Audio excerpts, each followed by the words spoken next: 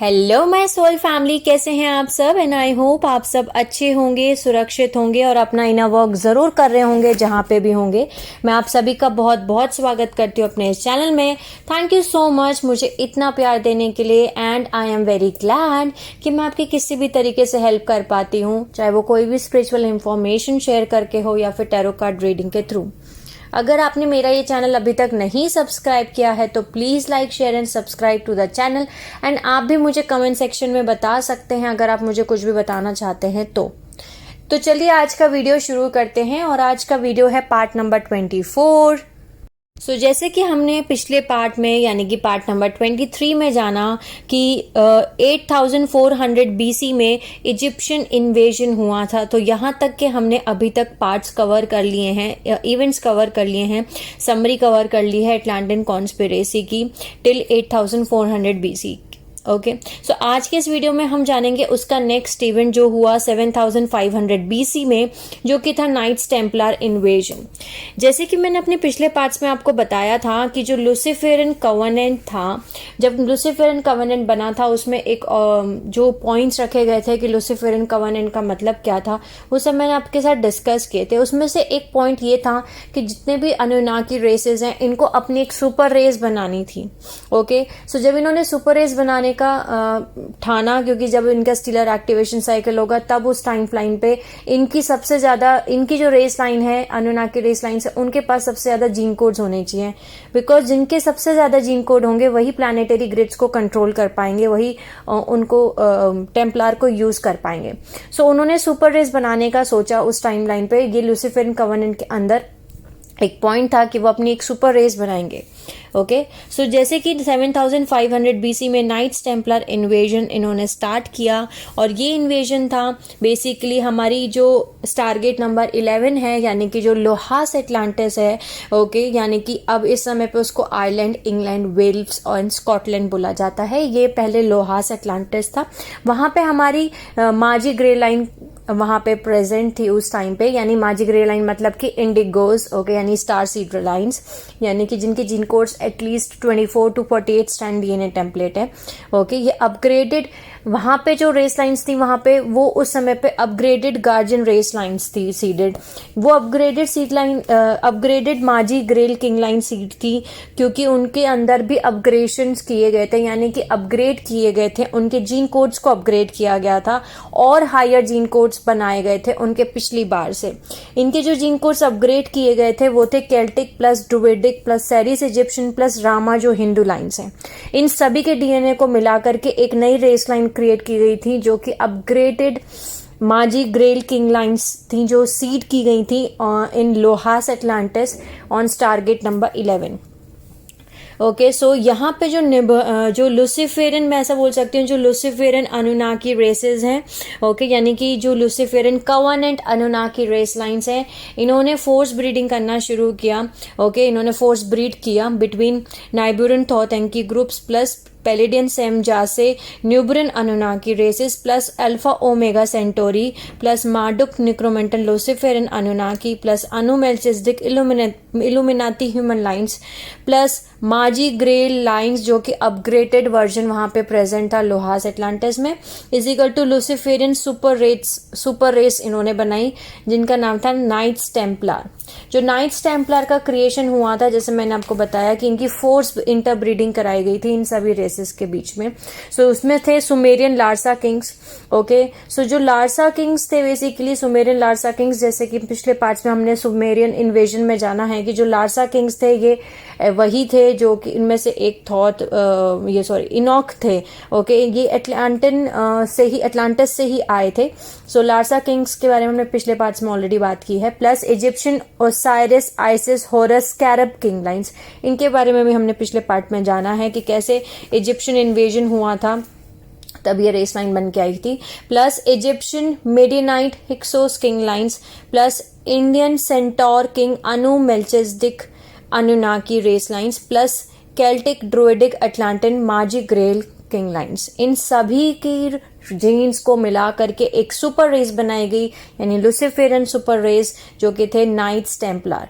Knights Templar ancestors हैं of फ्रीमैसन, ये जो हम फ्रीमैसन सुनते हैं, जिन्होंने, जो कि अमेरिका, जिन्होंने बेसिकली इन्वेंट किया हुआ है। सो वो हैं फ्रीमैसन के ancestors, Knights Templar. Okay, so हम इनको और सिंपल वे में बोलें तो अपग्रेडेड गार्जियन रेस जो टारगेट 11 पे प्रेजेंट थी, उनके gene codes plus Luciferian covenant Anunnaki races, इनके जीन कोड्स को मिला करके बने नाइट्स टेम्पलर लाइंस, जो कि हाइब्रिड सुपर रेस थी, जो कि ऑफिशियल लुसिफेरियन लाइंस थी। इस क्रिएशन को टेक प्लेस किया गया इनको by moving them from Sumeria, पहले उनको सुमेरिया लेके गए, फिर इजिप्ट, फिर लोहास एटलांटिस, फिर उनको वहां से स्प्रेड आउट कर दिया गया। उसमें से एक ग्रुप था जिसको वापस से लेकर के आए वो उर में, यानी सुमेरियन में। ओके, वहां पे उन्होंने जो नाइट्स टेम्पलर लाइन जो उर में थी, उनके जीन कोड्स प्लस इनॉक जो अपनी एक टीम को जो लेकर के आए थे नोहासा फ्लड में, जो मैंने आपको बताया था, नोहा बिल्ट एन आर्क। ओके, उनकी जो नोहासा एटलांटिस में बेसिकली जो उनकी एक रेस लाइन थी, जो उनका एक ग्रुप था जिसको उन्होंने सेव किया था एटलांटिस फ्लड के बाद। ओके, यानी कि इनोक, जोहोवा, यूरेंथिया, अनुमेल्चिसडिक्स जो ऑलरेडी वहां पे प्रेजेंट थे, उनके जीन कोड्स को मिला करके बनाए गए हिक्सोस किंग लाइन्स या हिक्सोस किंग रेसेस। ओके, यानी कि अब्राहम लाइन्स।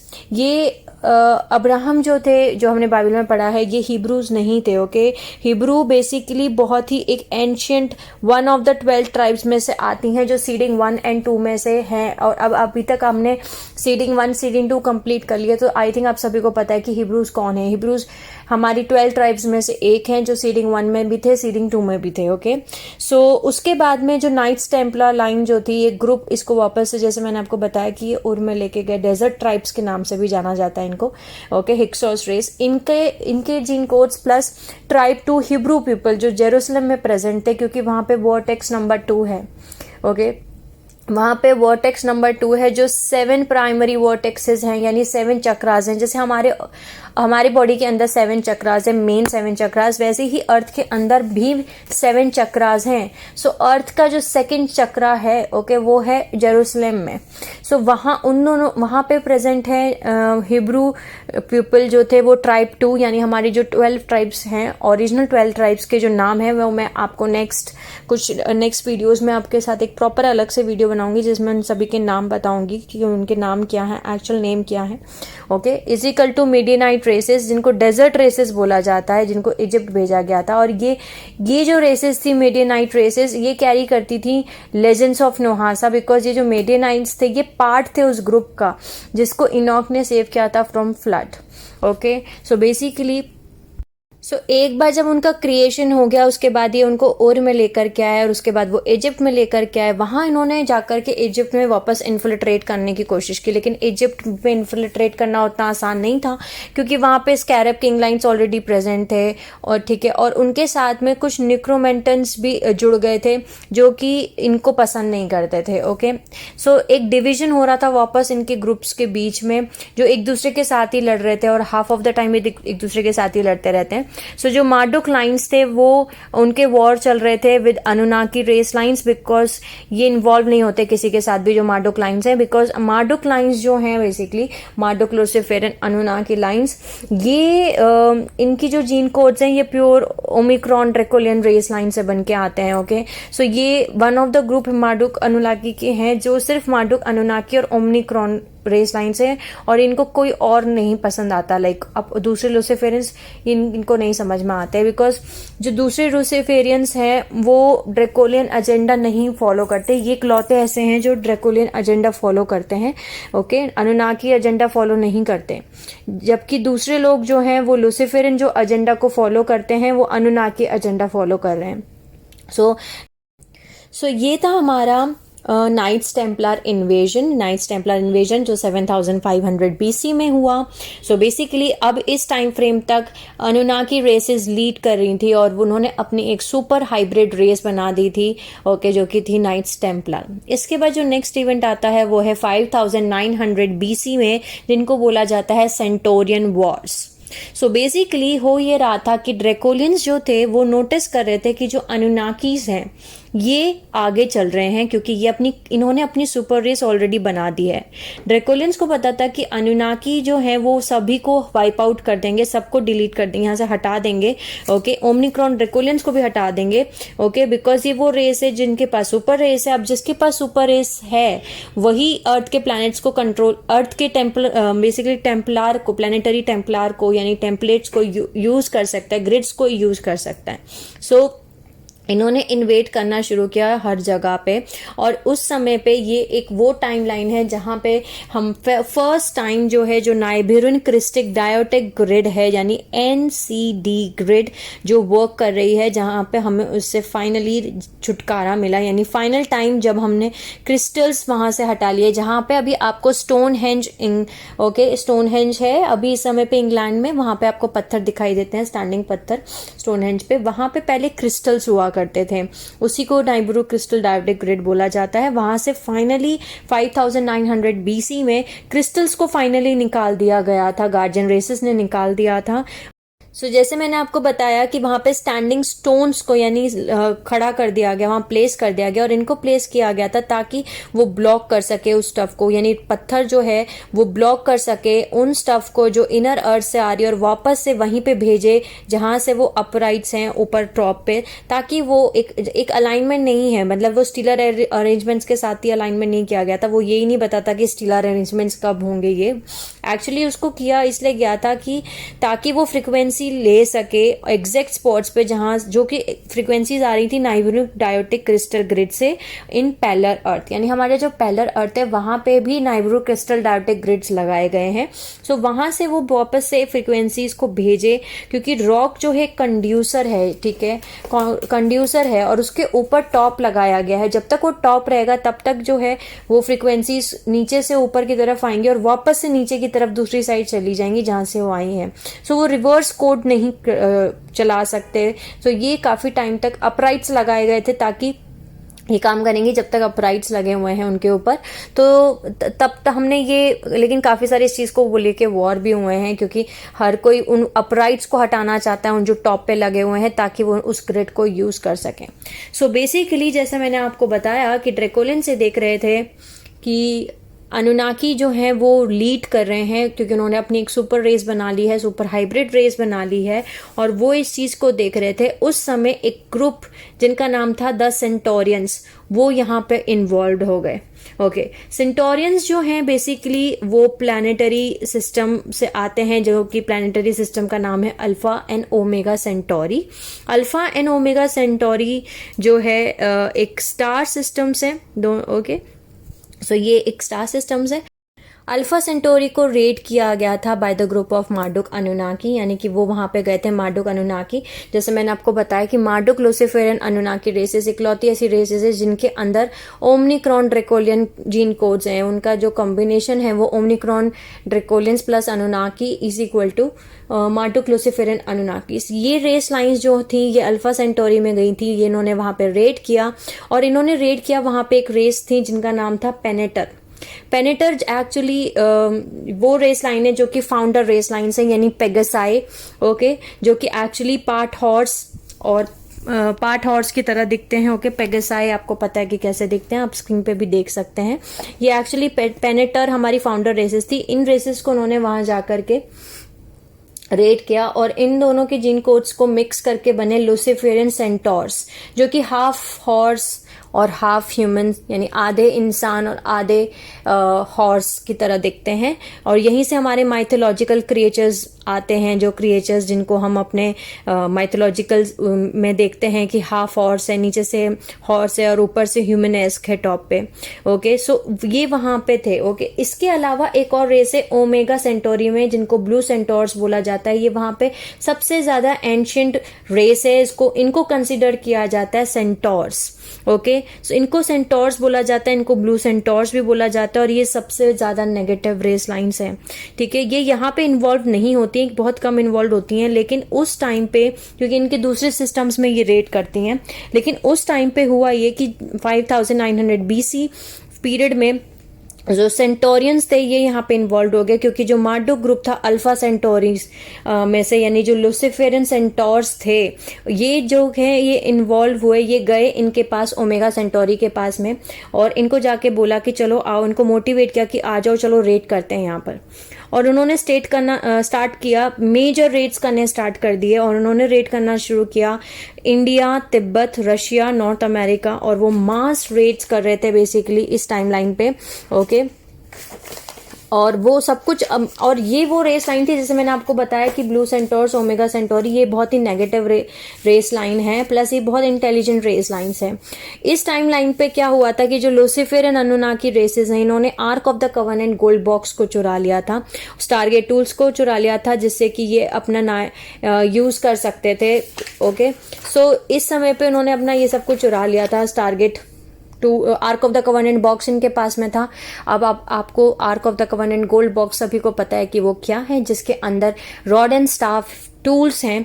ओके, जैसे मैंने आपको पिछले पार्ट्स में बताया कि हमारी सारी हिस्ट्री, जो सारी हम अटलांटिन कॉन्स्पिरेसी के बारे में पढ़ेंगे, या हम गूगल पे भी सर्च कर सकते हैं, हमारी हिस्ट्री भी है, वो सब कुछ ज़्यादातर major history ark of the covenant gold box, rod and staff के ऊपर ही है।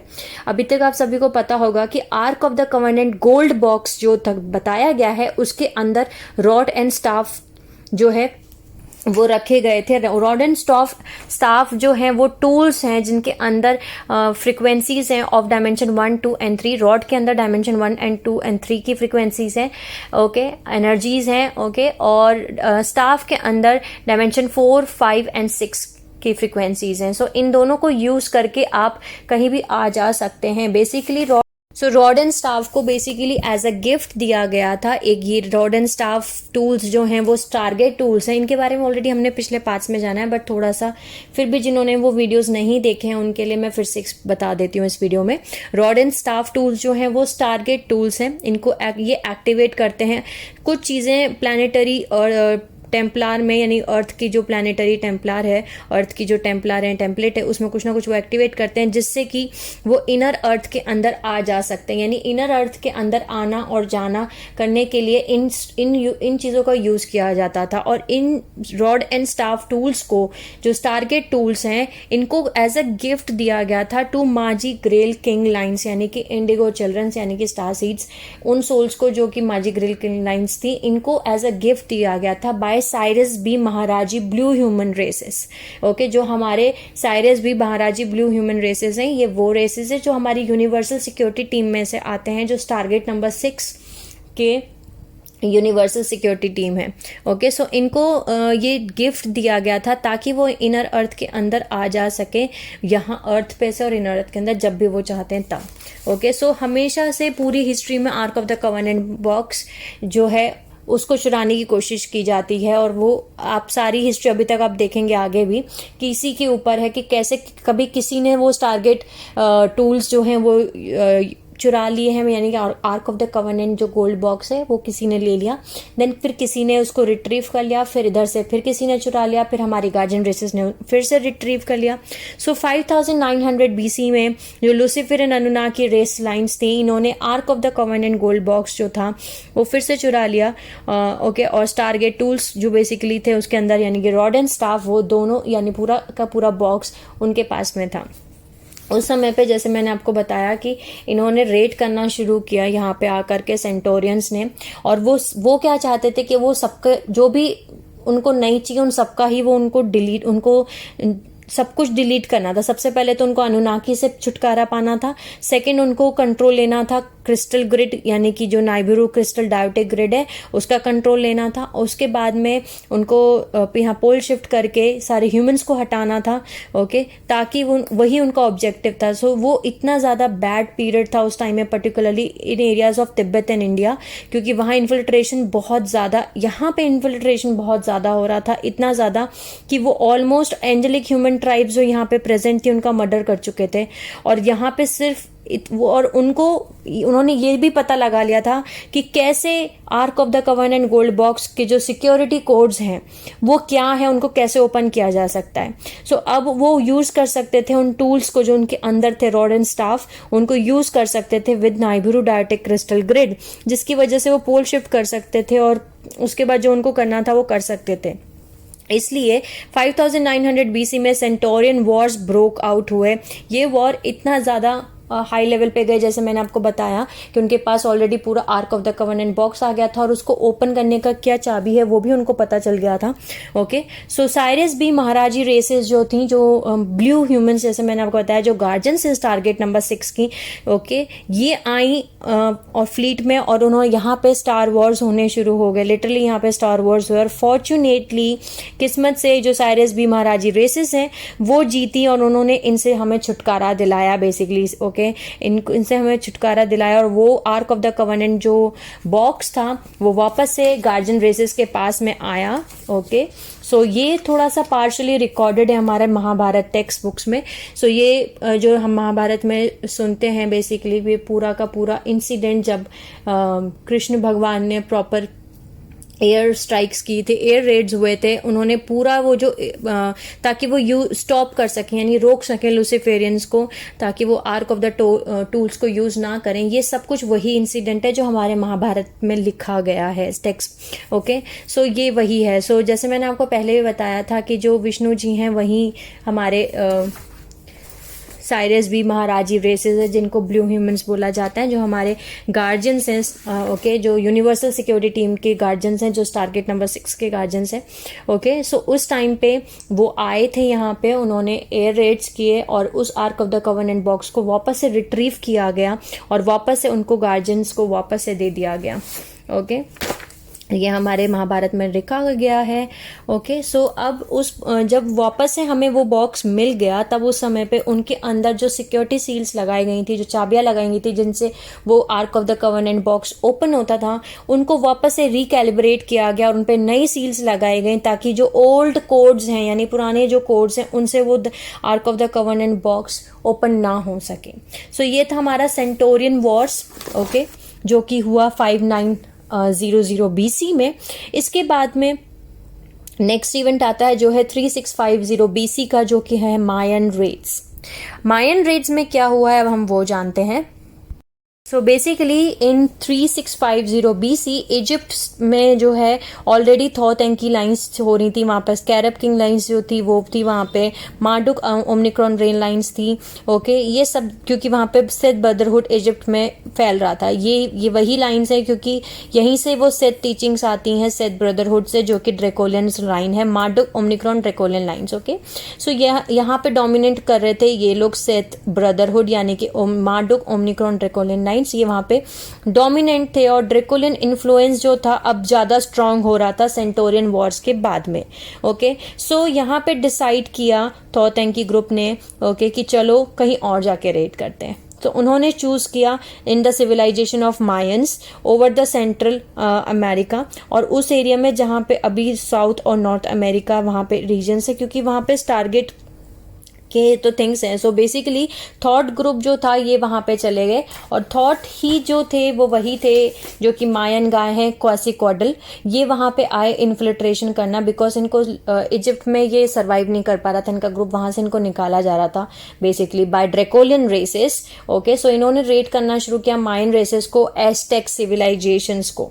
Okay, so Luciferian Anunnaki groups basically Thoth group, okay, only Thoth groups, इन्होंने रेड करना शुरू किया Mayan angelic human tribe 12 tribes और इन यूकेंटन, जो कि अब मैक्सिको स्टेट में आता है। यहाँ पे मायन रूइंस अभी भी मिलेंगे आपको, और 12 tribe settlements through out south, north and central America. Okay, इसके बाद में हम जानते हैं कि इसके आगे क्या हुआ।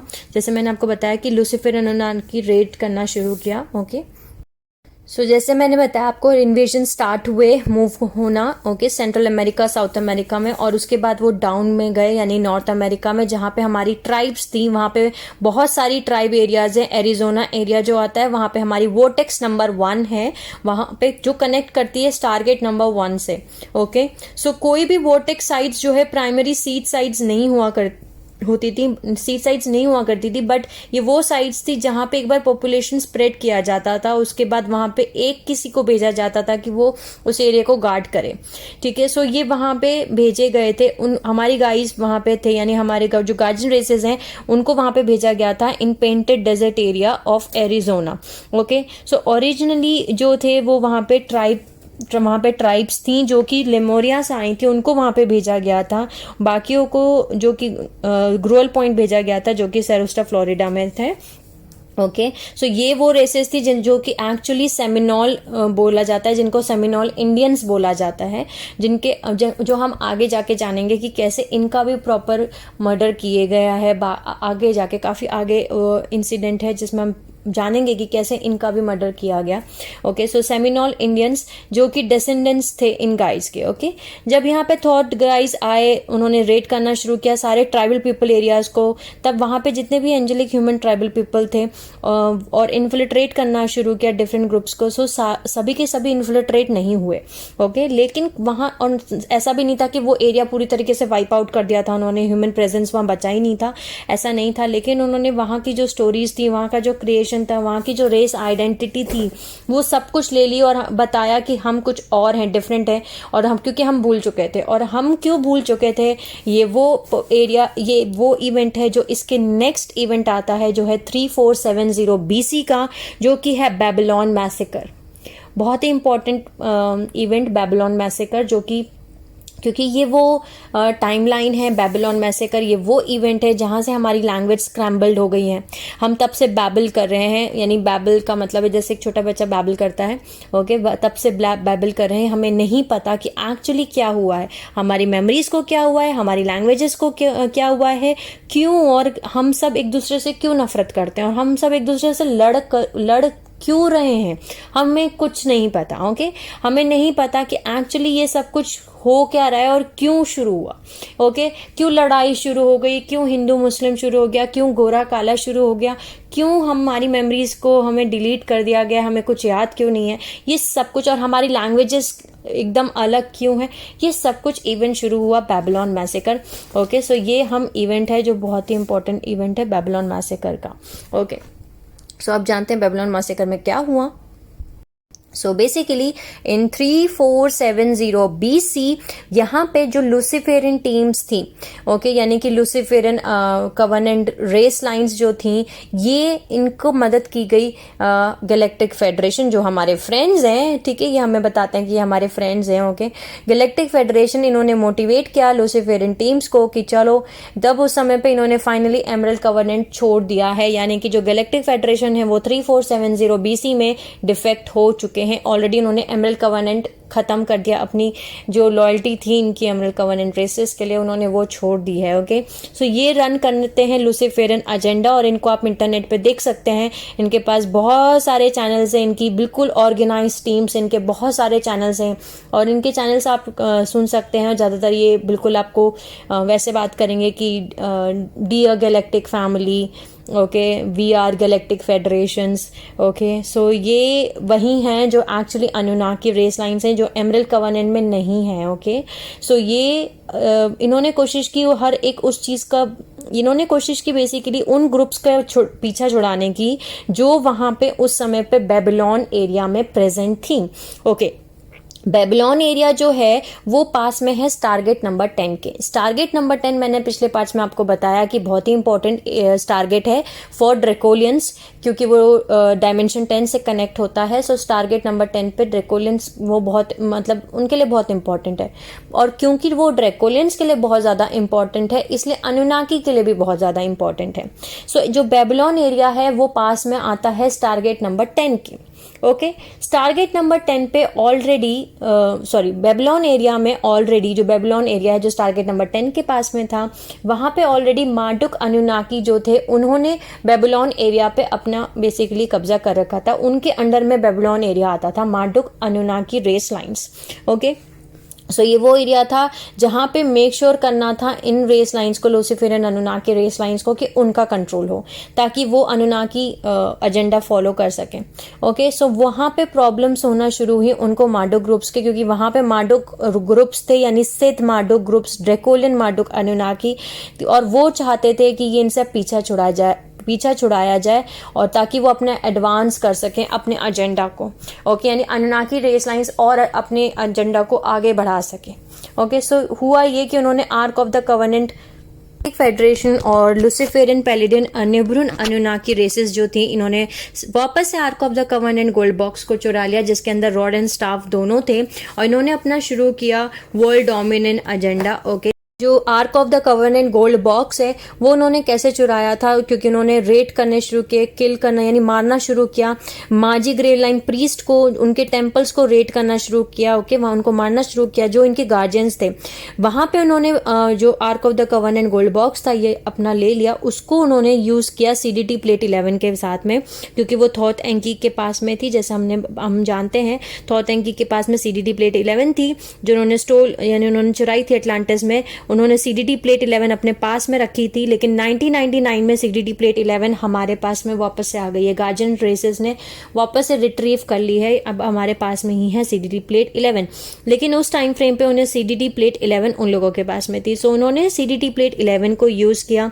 उसके बाद आता है शील्ड यानी शील्ड 11, जो कि एक लार्जर डिस्क है जिसको यूज किया जाता है एज एन एक्टिवेटर, और ये मैनेज किया कि वो टारगेट नंबर 10 को यूज कर सके। यानी कि जो सिग्नेट शील्ड्स होती हैं ये इस तरीके से काम करती हैं कि वो ओपन कर सकती हैं कुछ भी, यानी कि अगर शील्ड 11 है यानी कि सिग्नेट शील्ड 11 है तो वो टारगेट नंबर 10 ओपन कर सकती है। ओके, यानी अगर सिग्नेट शील्ड 9 है तो वो टारगेट नंबर 8 ओपन कर सकती हैं। सो यानी कुछ भी उसके नीचे का जो होगी चीज वो ओपन कर सकती हैं, उनके अंदर वो कोडिंग होती है, लेकिन अपने से ऊपर की चीजों को वो ओपन नहीं कर सकती हैं। ओके, सो जैसे कि उनके पास में सिग्नेट शील्ड 11 थी तो वो 12 को ओपन नहीं कर सकते थे, टारगेट नंबर 12 को ओपन नहीं कर सकते थे, लेकिन टारगेट नंबर 10 को वो ओपन कर सकते थे, यूज कर सकते थे। ओके, सो उनके पास में था signet set shield 11, target plate 11, और जैसे मैंने आपको बताया कि वो अपने से बिलो कुछ भी यूज कर सकते हैं, तो उन्होंने यूज किया टारगेट नंबर 10 ताकि वो वाइप आउट कर सकें बेबीलोन को, और उनको मार्डुक ग्रुप्स जो वहां पे प्रेजेंट थे उनसे छुटकारा मिल सके। उन्होंने फिगर आउट कर लिया था कि कैसे वो इसको आगे लेके जाएंगे। उन्होंने टेम्परेरी कोलैप्स किया मैग्नेटिक ग्रिड्स जो प्लैनेट पे थे, उतना जितना कि प्लेस रोल ना हो, मतलब कि पोल शिफ्ट ना हो, लेकिन डिस्टर्बेंसेस आ जाए मैग्नेटोस्फेयर में, और टोटली मैसअप हो गया हमारे सर्टेन पार्ट्स ग्रिड्स के, जिसको हम मरखाबा फील्ड बोलते हैं, अपर मरखाबा फील्ड जो इलेक्ट्रिकल पार्ट है। Okay, in the planetary shields, और इसकी वजह से इन्होंने फिर उसके बाद उन्होंने उसको कैलिब्रेट किया इन नाइब्रू डायटिक क्रिस्टल ग्रिड, जो कि एक नया ट्विस्टेड प्रोग्राम था। यानी कि ये जो उनके जो वहां पे अब क्रिस्टल्स प्रेजेंट नहीं थे, जैसे मैंने आपको बताया वहां पे पहले अपराइट क्रिस्टल्स थे, अब इस समय पे क्रिस्टल्स प्रेजेंट नहीं थे, वहां पे स्टोन्स लगा दिए गए थे, लेकिन जो क्रिस्टल्स हैं वो पैरेलल अर्थ में तो लगे हुए थे। सो वहां से ये प्रोग्राम करना शुरू किया उन्होंने नाइब्रू क्रिस्टल ग्रिड्स को, उन्होंने प्रोग्राम किया उस तरीके से, और ग्रिड्स को ताकि वो चले एज लॉन्ग एज जब तक वो चाहते हैं तब तक वो यानी टॉप स्टोन्स अगर हटा दिए गए हैं तो वो यूज कर सकते हैं उस NDC ग्रिड को, तो उन्होंने वो टॉप स्टोन्स हटा दिए गए और वहां से उन्होंने प्रोग्राम किया पैरेलल अर्थ से। ओके, उन्होंने उस टेक्नोलॉजी को यूज किया। सो यहाँ पे उन्होंने उनके पास में पावर नहीं होती अगर उनके पास ark of the covenant gold box ना होता, लेकिन यहाँ पे कनेक्शन है, जैसे मैंने आपको बताया CDT प्लेट 11, ओके, और सिग्नेट शील्ड 11 जो उसके साथ जाती थी, उसके बाद रॉड एंड स्टाफ, एक ह्यूमन बीइंग जिसके पास माजी कोडिंग है, यानी कि ऐसी DNA कोडिंग है जो रन कर सकता है फ्रीक्वेंसी महाराता करंट, यानी कि अगर एक ह्यूमन सोल जिसके पास में 12 स्टैंड DNA टेम्पलेट है महाराता करंट डायमेंशन 12 का, जो रेनबो रे को होल्ड कर सकता है, वही CDT प्लेट को अपने हाथ में ले सकता है और उसको एक्टिवेट कर सकता है। लेकिन अनुनाकी रेसेस उसको नहीं अपने हाथों में पकड़ सकती हैं, ना ही वो इनफ फ्रीक्वेंसी को लेके आ सकती हैं, पुल कर सकती हैं रेनबो रेस में, क्योंकि उनके 11 स्ट्रैंड DNA टेम्पलेट है। सो उनको चाहिए था रेनबो रे फ्रीक्वेंसी, क्योंकि उनके पास डायमेंशन 12 की जो DNA है वो उनके पास में नहीं था। ओके, लेकिन वो स्टिमुलेट कर सकते थे उन टूल से जो उनके अंदर था, यानी स्टाफ, रॉड एंड स्टाफ दोनों थे उनके पास में, और स्टाफ के अंदर वो एबिलिटी थी कि वो कुछ पोर्शंस ऑफ कुंडरे की एनर्जीज को लेकर के आ सके, इतना कि वो CDT प्लेट को एक्टिवेट कर दें। ओके, उन्होंने एक्टिवेट किया CDT प्लेट विथ स्टाफ और उन्होंने यूज़ किया एक्टिवेट करना उसको शील्ड को। उसके बाद उन्होंने टारगेट एक्टिवेशन किया साइट को एक्टिवेट करने के लिए ताकि वो टारगेट को एक्टिवेट कर सकें। सो यहाँ से उन्होंने हंटिंग करना शुरू किया रॉड एंड स्टाफ। वहाँ पे उन्होंने क्रैश किए ग्रिड्स और डिस्टॉर्शंस किए ग्रिड्स में बाय यूजिंग नाइबिरू डायटेक क्रिस्टल ग्रिड्स और वहाँ से प्रोग्रामिंग करना शुरू की। तब से लेके अभी तक जो हमारे DNA टेम्पलेट को जिसने बहुत बुरी तरीके से इफेक्ट किया है इन न्यूमरस वे, यानी बहुत अलग अलग तरीके से उसने हमारे DNA टेम्पलेट को चेंज कर दिया। अब हम जानते हैं इस पूरे इंसिडेंट में जिसको कि रिकॉर्ड किया गया है बाइबल में as tower of Babel. Okay, tower of Babel story में इसको रिकॉर्ड किया गया है। और ये जो ark of the covenant gold box था ये ऑलरेडी जैसे मैंने आपको बताया कि उन्होंने चुरा लिया था।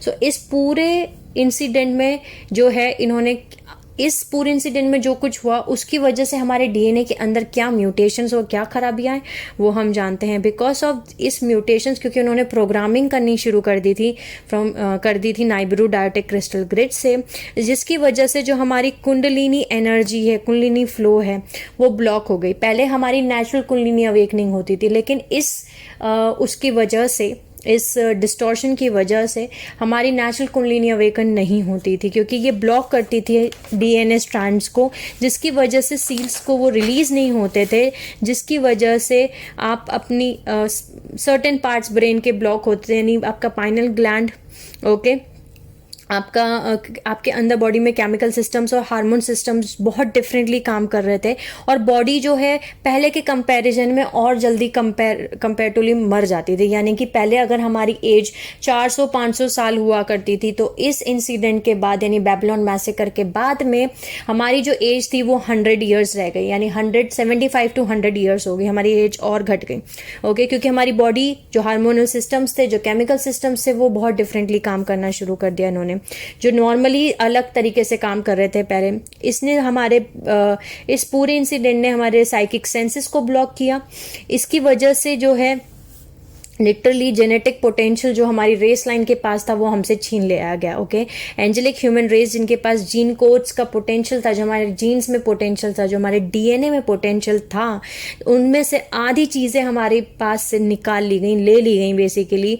ओके, बायोरिजेनेस और लेकिन हम बायोरिजेनेस कर सकते हैं, अपने आप को ठीक कर सकते हैं, लेकिन क्योंकि ये ऐसे समझे कि ये है हमारे अंदर लेकिन ये टूटी हुई हैं। ओके, टुकड़े टुकड़े हो गए इन चीज़ों के।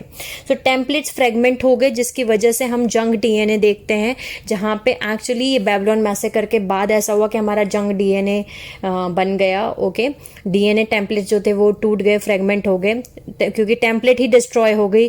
टेम्पलेट अगर डिस्ट्रॉय हो जाता है DNA का, सो लैंग्वेज एक फंक्शन है बेसिकली जो हम बात करते हैं लैंग्वेज, ये एक फायर लेटर अरेंजमेंट्स का एक फंक्शन है।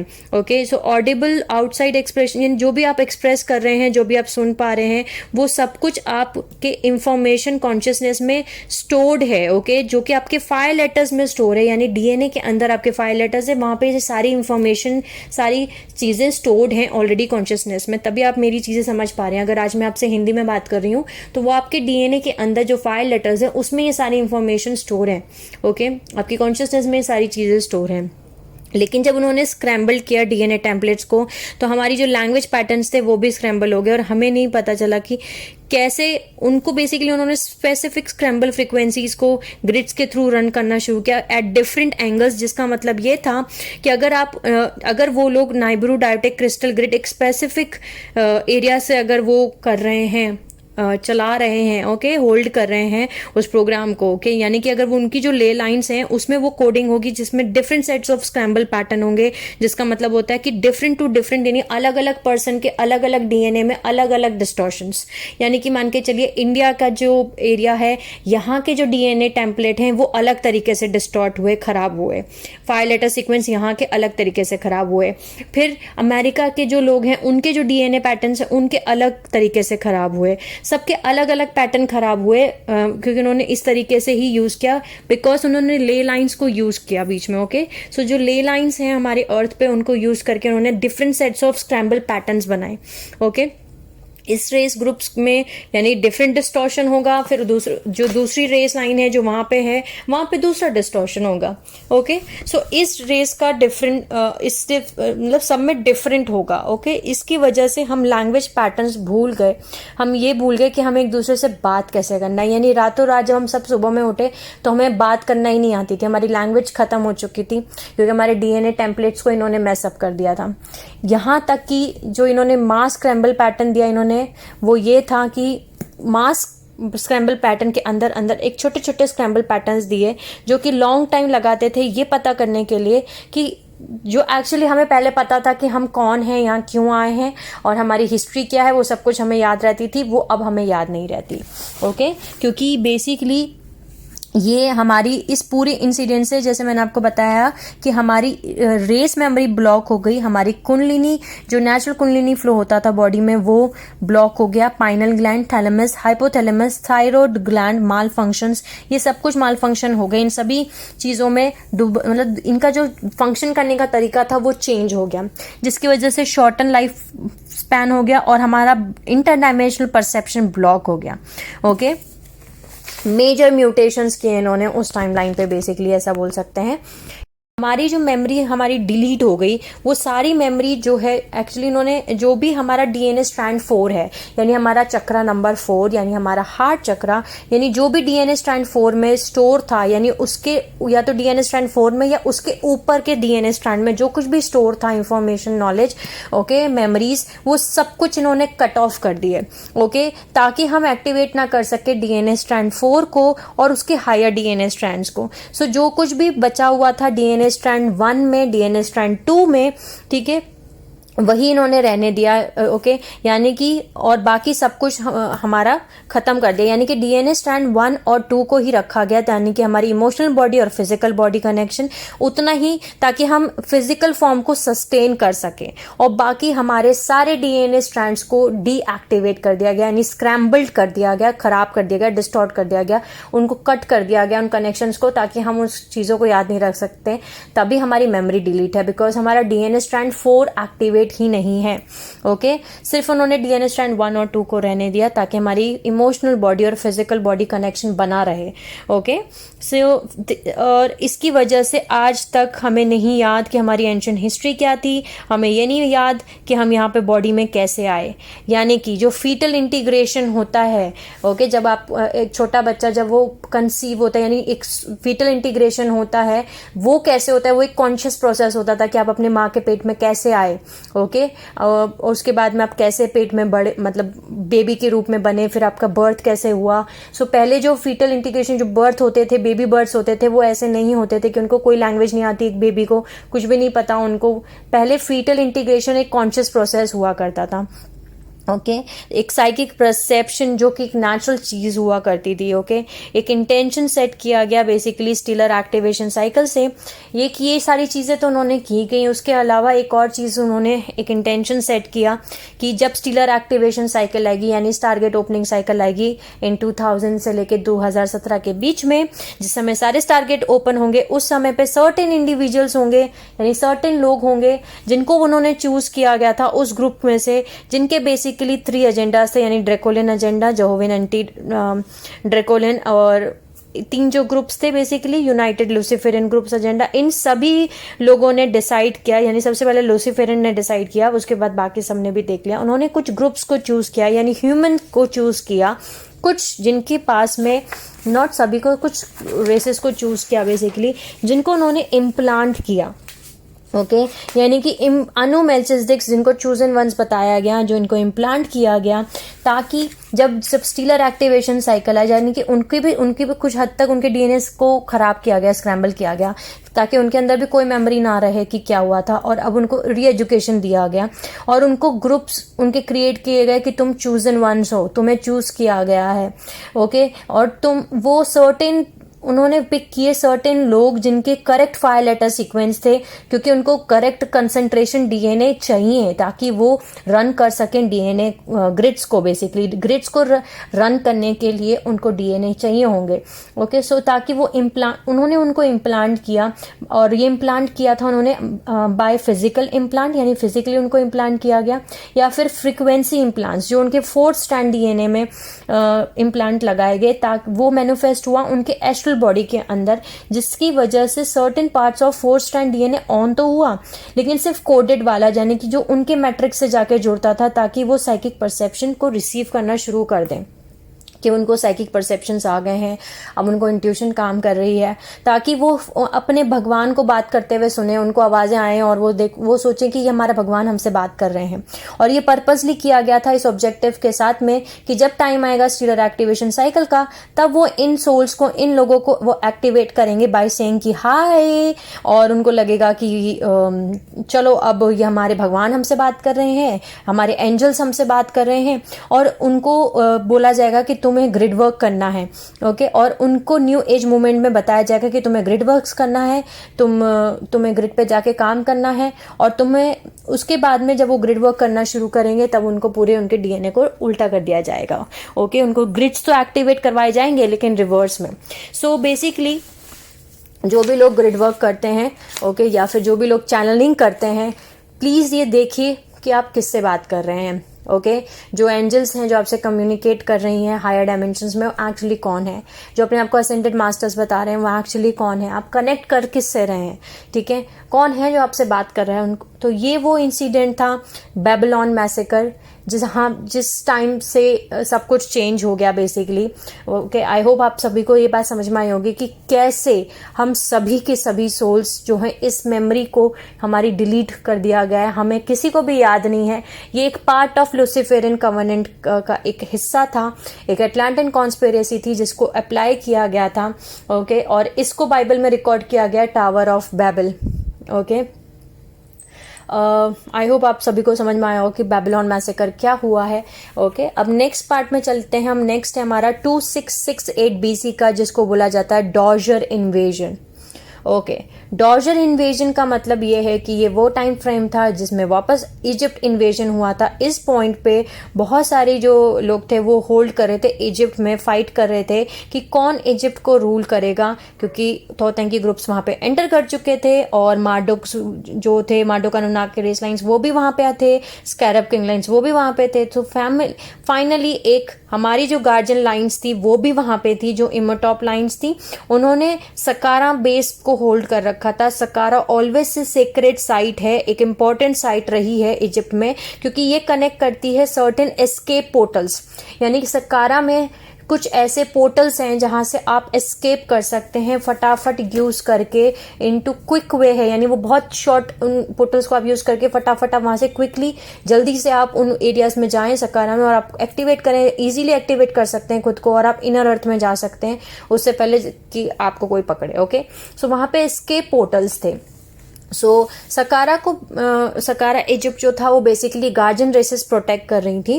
ओके, सो अब वहां पे को किंगशिप्स होना शुरू हो गई, यानी कि जो मेन वंस थे, यानी आइदर ड्रेकोलियन और अनुनाकी, जो थीब्स एरिया था वहां पे और कुछ और एरिया में जाकर के वो वहां पे को किंगशिप्स उन्होंने शुरू कर दिया।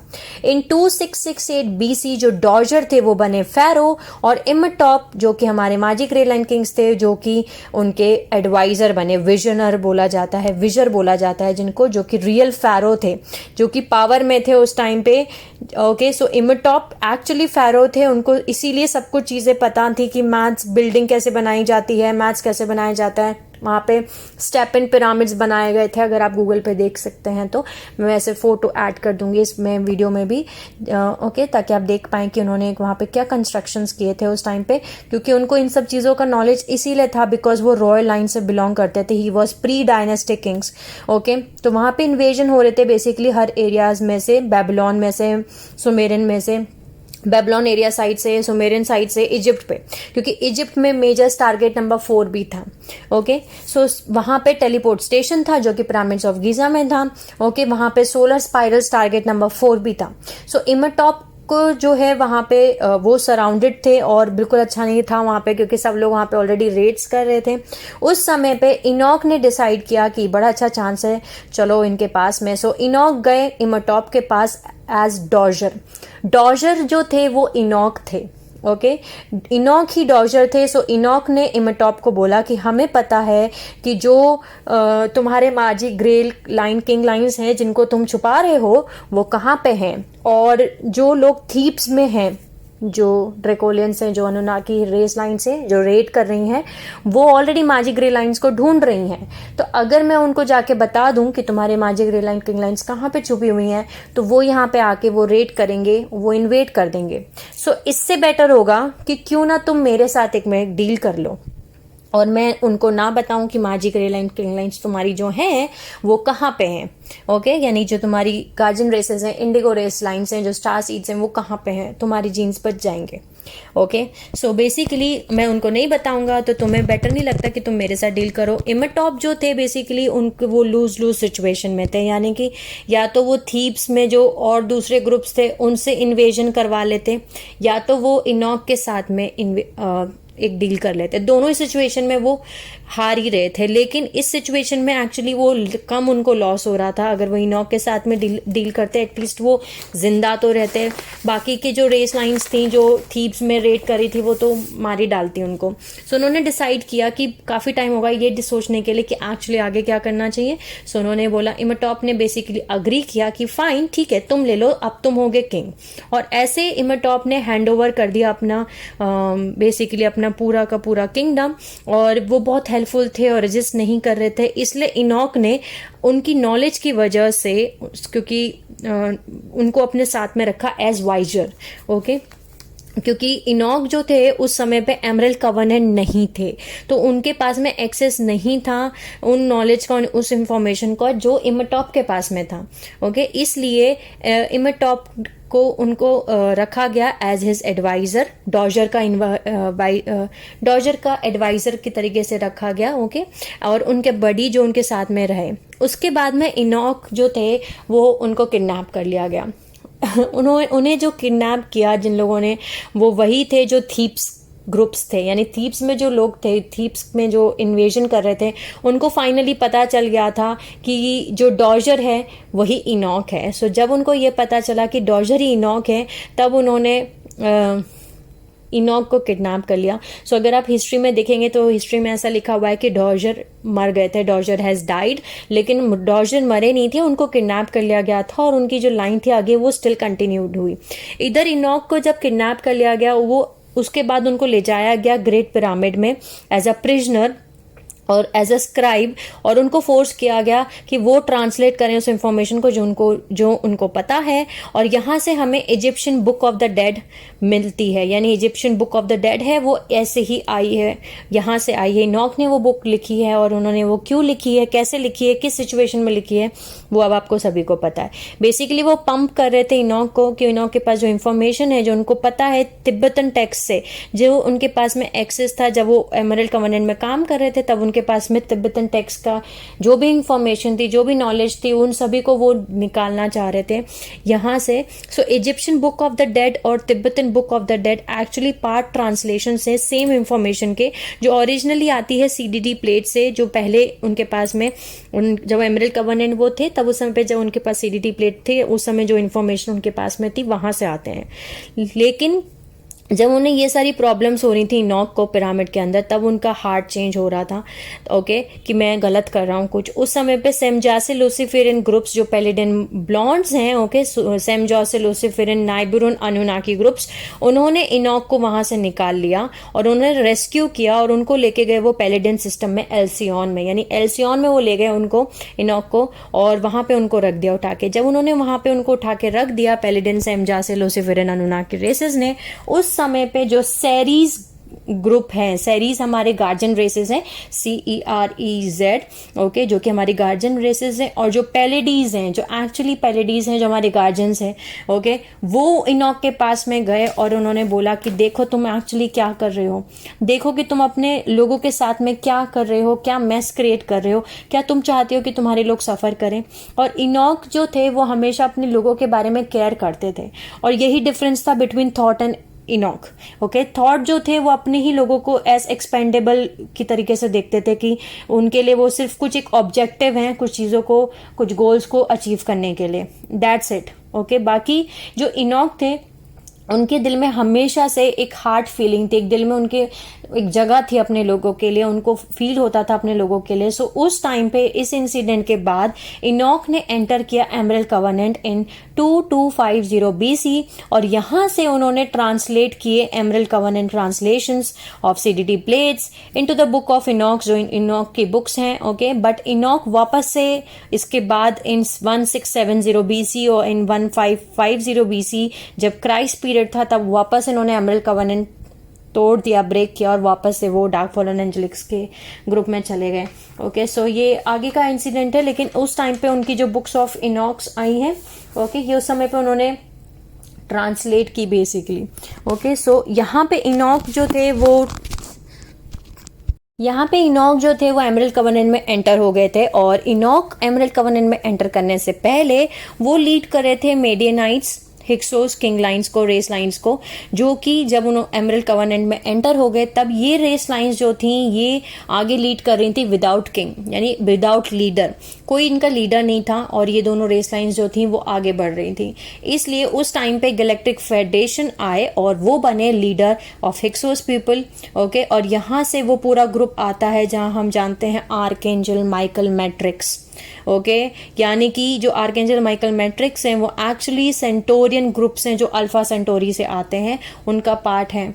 सो प्लीज़ बी अवेयर, जो भी हम यूट्यूब पे चैनल्स देखते हैं, आर्कएंजल माइकल आपसे बात कर रहे हैं या फिर गैलेक्टिक फेडरेशन आपसे बात कर रहे हैं, ये सभी की सभी जो हैं वो अनुनाकी रेस लाइन्स हैं, ओके। सो इस चीज़ का आप सभी ध्यान रखें। सो यहाँ से जो है गैलेक्टिक फेडरेशन जो है इनके साथ में ऐड हुए, प्राइमरी अनुनाकी ग्रुप्स हैं, बेसिकली वो जहोविन अनुनाकी ग्रुप्स हैं, गैलेक्टिक फेडरेशन जो हैं। सो उन्होंने डिसाइड किया कि वो लीड करेंगे इस नई सुपर रेस को, वो विक्ट्री दिलाएंगे लूसीफेरन कवेनेंट, जो उन्होंने डिसाइड किया था कि लूसीफेरन कवेनेंट होगा, वो इस पूरे प्रोजेक्ट को वो विक्ट्री दिलाएंगे। सो गैलेक्टिक फेडरेशन ने इंटरब्रीड किया, यानी इंटरब्रीड किया विद द लाइन्स ऑफ मेडियनाइट्स, और उसके बाद बर्थ हुआ उनका एक अवतार एस्क पीपल, यानी डार्क अवतार बोल सकते हैं, जो कि बन के आए अब्राहम, ओके। सो अब्राहम जो थे वो उनका जो नाम था पहले वो अब्राम था, ओके, BABRAM, और वो एक पैलेडियन सोल एसेंस थे, जब वो जो कि पैलेडीज एल्सियन सिस्टम से बिलोंग करते थे। वो सेमजासे लूसीफेरियन, ओके, अनुनाकी रेस लाइन और थे, और वो इनकारनेट हुए थे, उनकी मैट्रिसी में से वो इनकारनेट हुए थे ह्यूमन फॉर्म में, ओके। अब्राहम बने जब उन्होंने एक्सेप्ट किया टेम्पलार मेल्चिसडिक ऑर्डिनेशन, ओके। अब हम जानते हैं थोड़ा टेम्पलार मेल्चिसडिक ऑर्डिनेशन क्या होता है। तब वो जाके अब्राम से अब्राहम बन गए एट एज ऑफ 12, यानी 12 साल की एज में जब उन्होंने एक्सेप्ट किया टेम्पलार मेल्चिसडिक ऑर्डिनेशन विद हिक्सोस, ओके, क्योंकि उस समय पे हिक्सोस जो थे वो रन कर रहे थे टेम्पलार मेल्चिसडिक क्रीड, टेम्पलार मेल्चिसडिक ऑर्डिनेशन, जहोविन मेल्चिसडिक टेम्पलार क्रीड्स, ओके। तब वो अब्राम से अब्राहम बन गए।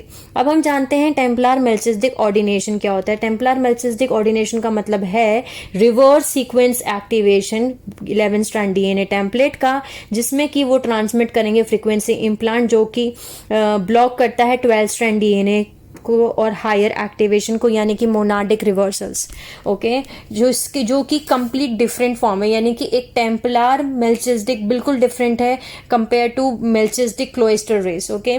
जो टेम्पलार मेल्चिसडिक्स हैं वो डिस्टॉर्शंस है ऑन द ट्रू टीचिंग्स, जो कि पंप आउट होती हैं फ्रॉम 11th डायमेंशन से, अनु एलोहिम, जो फॉलन अनु एलोहिम्स है वहां से ये पढ़ाते हैं आपको patriarchal creed, domination creed, okay, way कि आदमी डोमिनेट करते हैं, औरतें कम होती हैं, vengeful angry god when never necessary, यानी भगवान को जब चाहे तब वो गुस्सा आ जाता है और वो पूरे के पूरे टावर उड़ा देते हैं और कुछ भी हो जाता है, और भगवान अपने ही कन्वीनियंट के हिसाब से लविंग हो जाते हैं। जो टेम्पलर मेल्किसेडेक हैं वो आपको बताते हैं कि वर्शिप करो भगवान का जो आपसे बाहर है, ठीक है। वो वर्शिप कराते हैं कि जो क्राइस्ट थे उन्होंने उनको क्रॉस किया गया था, उनको क्रूसेड किया गया था, उनको सूली पे चढ़ाया गया था, ओके। सो अब्राहम जो थे वो बॉर्न हुए थे उर में, और वो बने अब्राम से अब्राहम एट एज ऑफ 12, जब उन्होंने उसको टेम्पलर मेल्किसेडेक ऑर्डिनेशन को एक्सेप्ट किया, ओके। और विद ग्रुप ऑफ हिक्सोस, उस टाइम पे हिक्सोस, जैसे मैंने आपको बताया कि हिक्सोस जो थे वो उनको रन कर रहे थे, और उसके बाद उनको मिशन पे भेजना शुरू किया गया।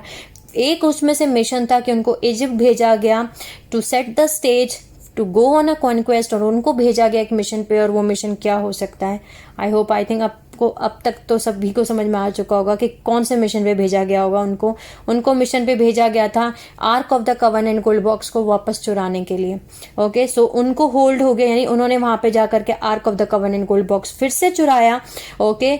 और थैंक्स टू इनॉक, क्योंकि इनॉक ने एक सर्टेन पीरियड्स पे एक वॉच टावर टेक्स्ट थे वो छोड़ गए थे, जो ओरिजिनली सिंबल कोड्स थे, जिसको कि इनॉक ने डिकोड किया था कि वो arc of the covenant box को ओपन करते थे, ओके, ताकि वो ओपन कर सकें। सो एक टाइम पे इनॉक ने उनको छोड़ा था as watch tower text. So उनके पास कोडिंग्स भी पहुंच गई थी, और उनके पास ark of the covenant gold box भी पहुंच गया था वापस से, ओके।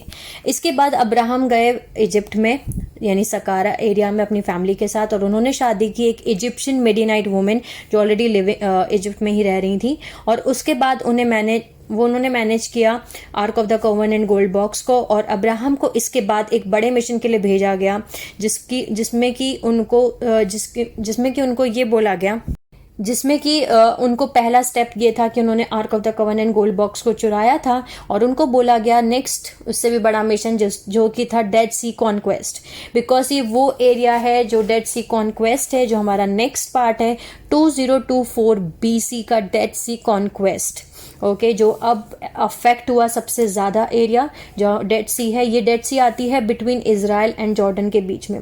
ये वो डोमिनेंट क्वेस्ट था, उन्होंने वापस से CDT प्लेट 11 को यूज किया, क्योंकि उस समय पे थॉट जो थे उन्होंने एक्टिवेट किया विद रॉड एंड स्टाफ, वापस से उन्होंने यूज किया टारगेट नंबर 10। यहां से उन्होंने वही कोशिश की वापस से करने की जिन्होंने बेबीलोन में किया था पहले, क्योंकि वहां जो मार्डुक ग्रुप्स थे, जो मेन ड्रेकोलिन अनुना के रेसेस थी, वो वहां पे फिर अभी भी कंट्रोल में थी बेबीलोन एरिया में, उस रीजन्स में, और उन्होंने वहां पे स्पेस पोर्ट्स बनाए बेसिकली, यानी ये पोर्टल एक्सेस पॉइंट्स, जहां पे उन्होंने ये सीखा कि कैसे डायगोनल रनिंग पोर्टल्स को यूज किया जा सकता है, छोटे डायगोनल रनिंग पोर्टल्स जिनको यूज करके वो इनर अर्थ के अंदर जा सकते हैं, ओके। यानी कि वो गीजा को यूज करने की जरूरत नहीं पड़ेगी उनको, लेकिन डायगोनल रनिंग पोर्टल्स क्या होते हैं उन्होंने वो यूज करना शुरू किए। उन डायगोनल पोर्टल्स का नाम था सोडोमन एंड गोमोरा, ओके, जो डिस्ट्रक्शन है of Sodom and Gomorrah in Bible, ये वही है। ये बेसिकली एक्सेस पॉइंट्स थे, ये डायगोनल पोर्टल्स थे, इजी स्टेप कि ताकि वो इनर अर्थ में एंटर कर सकें, उनको साइड स्टेप करते हुए गीजा को, क्योंकि उनके पास कंट्रोल नहीं था नाइब्रूर का, ओके, टारगेट नंबर 4 का। तो उन्होंने लॉन्च किया मिडिनाइट्स गैलेक्टिक फेडरेशन के अंडर में, और वहां से अब्राहम को भेजा गया बैक टू उर, जहां पे टारगेट नंबर 10 था, और उन्होंने यूज किया टारगेट नंबर 10 ताकि वो ग्रिड्स को यूज कर सके। वहां से उन्होंने फ्रीक्वेंसी भेजी ताकि वो एक्टिवेट कर सकें उसको temporary by using target number CDT plate number 11 and shield 11, और उसके बाद वहां से उन्होंने फ्रीक्वेंसी पल्सेस भेजी, जो ले लाइंस के थ्रू भेजी प्राइम एरियाज में, जहां पे वो जिन एरियाज को वो पीछा छुड़ाना चाहते थे, ये वो एरियाज थे जहां पे अब इस समय पे डेड सी है और बेबीलोन में, वहां और उतना वो सक्सेसफुल नहीं हो पाए, लेकिन उन्होंने उसके बाद में किया एयर रेड्स उसके बाद में, क्योंकि ये उन्होंने लिटरली इसके बाद में रॉड एंड स्टाफ को एयर्स में निकाली। आप रॉड एंड स्टाफ को अर्थ एटमॉस्फेयर पे नहीं निकाल सकते। अगर आपने अर्थ में अपने हाथों में इसको निकाल दिया रॉड एंड स्टाफ को, तो वो डिकोड हो जाते हैं और आप वो काम नहीं करते हैं यहाँ पे। सो रॉड एंड स्टाफ को प्लैनेटरी फील्ड्स में ही रखा जाता है, और ताकि, और उन्होंने कोशिश की वही सेम चीज करने की जो उन्होंने बेबीलोन में की थी एक्चुअली, लेकिन उन्होंने ट्राई किया वो ग्रेट थिंग को, तो वो सक्सीड हुए थे बेबीलोन टाइमलाइन पे, बेबीलोन मैसेकर में।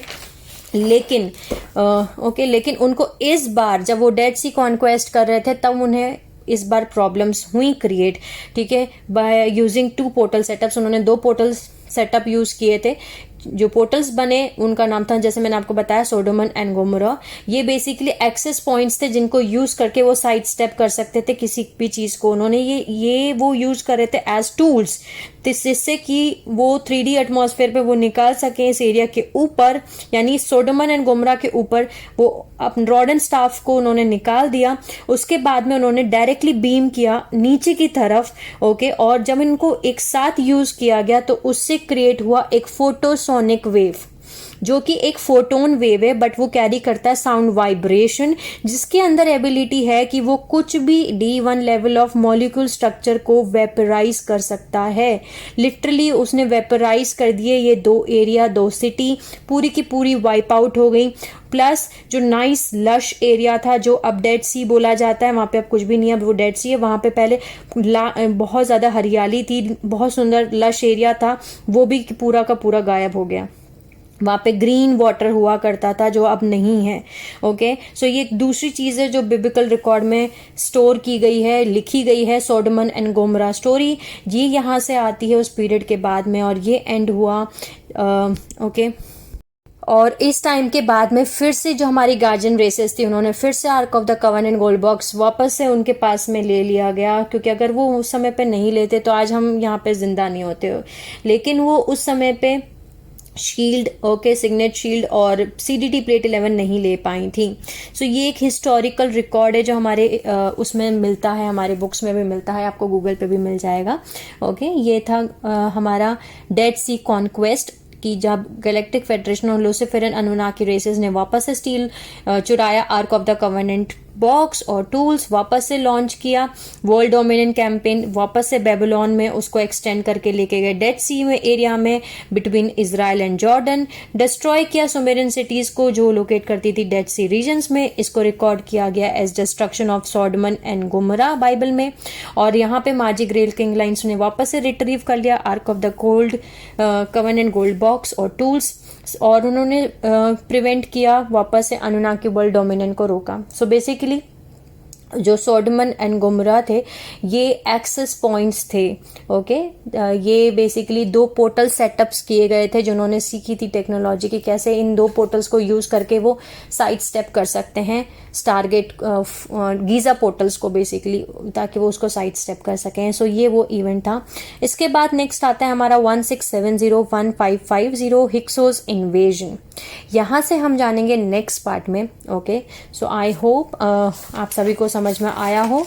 सो अभी तक हमने कवर कर लिया है फ्रॉम 7500 BC, जो कि हमारा नाइट्स टेम्पलर इन्वेजन था।